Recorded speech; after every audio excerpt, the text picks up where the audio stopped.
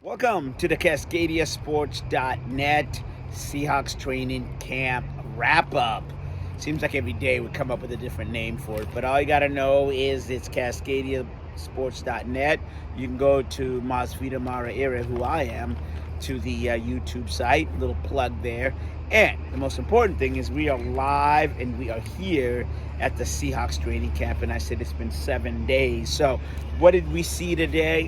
Not so much from when we compare this day to the other day, which can be expected because they do have the mock game coming up on Sunday. So I would say that what's happened is they're now going through kind of the install and they're getting ready for who's going to play when and whatnot on Sunday because, as I said, that's the mock game at Lumen Field. The team will practice tomorrow. So at this point, it's really more the mental part of it, and really interesting to see what happens after next week. But we're here today, and what we did see was the offensive line play well. Kyle Fuller took most of the reps today as the center, and Cedric Abue, Phil Haynes, Damian Lewis, and also Jamarco Jones filled out the rest of the offensive line, and they looked good in team drills. And what would the practice be without seeing a Russell Wilson to DK Metcalf over the middle? What would a practice look like, training camp, if you will, without a Russell Wilson to Tyler Lockett in the corner for a touchdown? Yeah, so it was business as usual today in that matter. Defensively, Dwayne Brown was here, and Cody Barton is probably the only one that wasn't here. But, Coach Pete Carroll said that he has he told us a couple days ago that he's got a little hammy thing going on. Other than that, all the players were here, Bobby Wagner, and the defense looked well. Another good defensive day. Didn't see any picks today, but the defense was solid in terms of what they were trying to do when they were doing the team drills, and that is to try to contain the run. So it really was just more of a business-like atmosphere here today. Players went on to what they needed to do, individual drills. Then they did their team drills, and I just gave you an update in terms of some of the things that happened on the team drills. I mean, in that again is Lockett. I would add Rashad Penny again had another good day, a couple runs. DJ Dallas, the running backs had a good day. DJ Dallas continues to impress, and Alex Collins, he's in there. He's in the mix.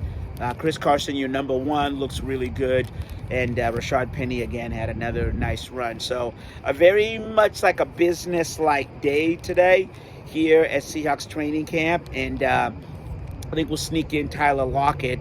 Here's Tyler Lockett talking a little bit about his role in terms of playing for the Seahawks offensively as they, where does he see himself? So we'll play a couple videos from Tyler Lockett. Here they are.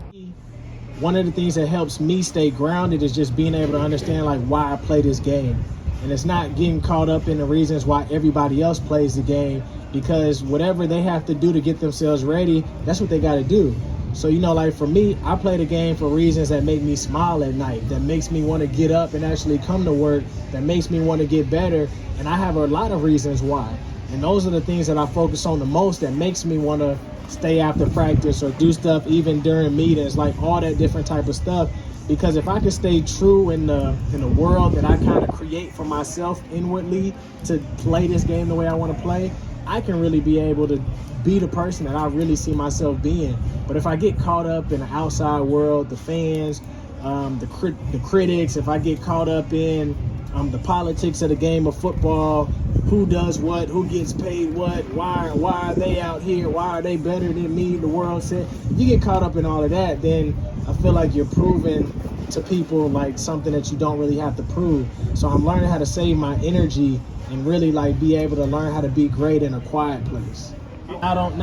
Everything's not physical. It's more so just understanding leverage, understanding where people line up, understanding tendencies, who's running double routes, who's not running double routes, stuff like that. Because the more and more that you learn about concepts, it's easier for you to dictate what an offense is doing.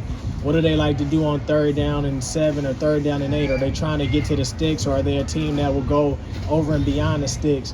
And the more you understand tendencies within a team, it's easier to understand and pick up what they're doing. Some really interesting things to contemplate there from Tyler Lockett in terms of how he looks at preparation and things like that as he continues and looks at having another big year. The whole offense as well. It's just that we heard from him, Tyler Lockett. He spoke at the podium. Also speaking at the podium was Larry Izzo, the special teams coach, and obviously the Seahawks special teams ranks up. It's as good as anybody, and Jason Myers did not miss a kick last year. So it was asked, what do you say to a kicker who did not miss one single field goal last year? And he said, well, you leave him alone and you don't talk about it, because you kind of don't want to jinx them. But Izzo did say that DJ Reed, Freddie Swain, and Dwayne Eskridge are all in the running for punt return and kick return. So business-like day here at Seahawks training camp, day 7. And for the CascadiaSports.net Seahawks training camp wrap-up, I'm Osvita Mara Ere.